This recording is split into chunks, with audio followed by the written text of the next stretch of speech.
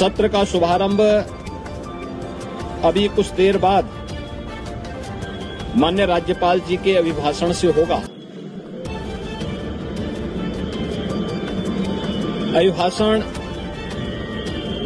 सरकार की उपलब्धियों और भावी योजनाओं का एक बहुत महत्वपूर्ण दस्तावेज होता है और किसी भी सत्र के वर्ष के शुभारंभ का पहला जो बिजनेस होता है वह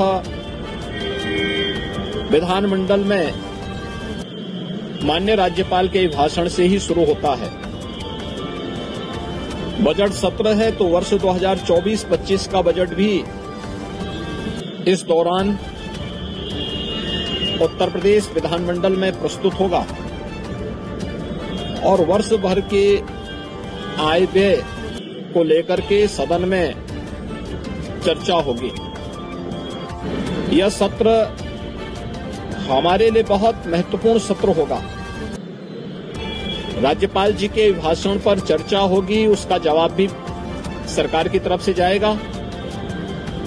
बजट पर चर्चा होगी, माननीय सदस्यों को अपनी राय इन दोनों महत्वपूर्ण मुद्दों पर और अनुदान मांगों पर रखने का अवसर प्राप्त होगा। इसके अलावा अपने अपने विधानसभा क्षेत्र से जुड़े हुए या प्रदेश के विकास से जुड़ी हुई महत्वपूर्ण बातों को सदन के समक्ष रखने का भी अवसर माननीय सदस्यों को प्राप्त होगा। मुझे विश्वास है कि जो एक सकारात्मक माहौल प्रदेश के बारे में बना है, देश में, दुनिया में, उस सकारात्मक माहौल का लाभ विरोधी दल भी लेकर के एक सकारात्मक चर्चा का केंद्र विधानमंडल को बनाने में अपना योगदान देंगे। हमने कल भी दलीय नेताओं की बैठक में इस बारे में बहुत स्पष्ट रूप से कहा है कि सरकार हर विधानमंडल की कार्रवाई का हिस्सा बनने वाले हर मुद्दे पर चर्चा के लिए भी तैयार है।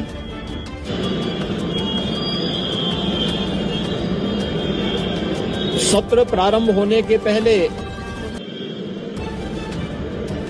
दलीय नेताओं से संबंधित बैठक और उससे पूर्व बिजनेस एडवाइजरी कमेटी की बैठक भी संपन्न होकर के जो कार्ययोजनाएं तय हुई हैं उसके अनुसार सरकार ने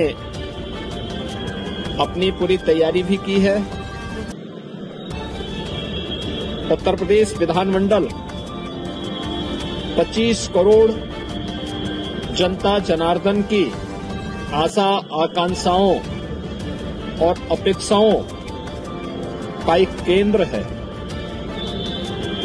जनता से जुड़ी हुई हर सुख दुख से जुड़ी हुई घटनाओं को उल्लास और विषाद से जुड़ी हुई घटनाओं का ये साक्षी है। मुझे प्रसन्नता है कि उत्तर प्रदेश विधानमंडल पिछले 5-6 वर्षों के अंदर लोकतंत्र के एक महत्वपूर्ण स्तंभ के रूप में अपनी सकारात्मक चर्चा के लिए जाना जा रहा है।